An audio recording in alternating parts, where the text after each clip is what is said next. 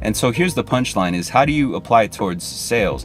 Understand that when you engage with prospects, more than logic selling your product or your service, it's going to be the emotional tie that your lead or your prospect has to the results that your services delivers, right? It's not necessarily the logistics, like gym membership, right?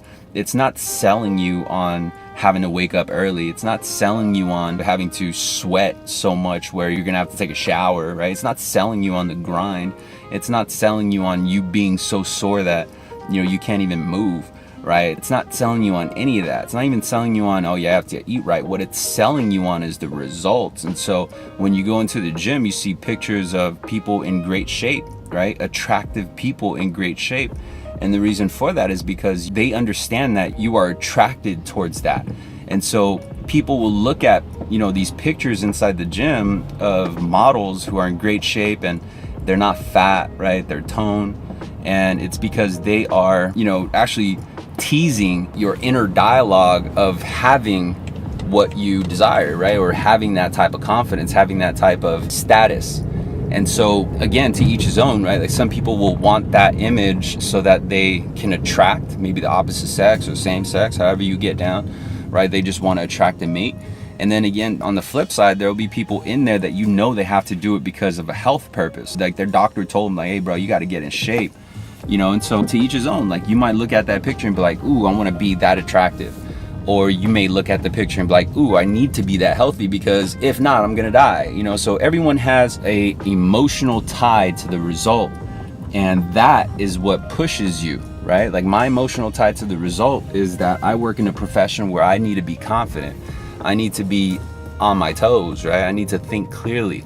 And I have found that through working out and through cardio and getting that morning ritual in place, it positions me most effectively to win because I'm clearing my thoughts, I'm confident, I'm warmed up, and I'm the best version of me. So that's what roots me. It's not in the matter of, oh man, I need to wake up super early, or oh man, I need to go put on my gym clothes, or oh, I need to do this one sequence. It's not necessarily that. I'm actually striving for the result of it, for the result of the process. And so once you figure out the result, right, the emotional tie of the result, then you just got to identify the process of how to get there. And that's where your sales game comes in. I think a lot of times salespeople are too busy selling the process, like the logistics and how to.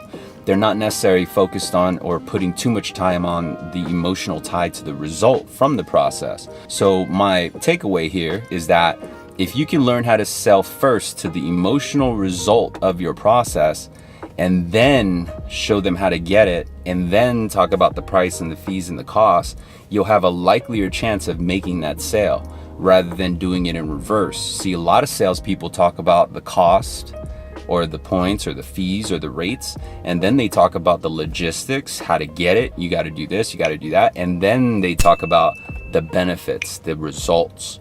So all you got to do is flip that around, and then you'll make more sales today. I'll see you at the top.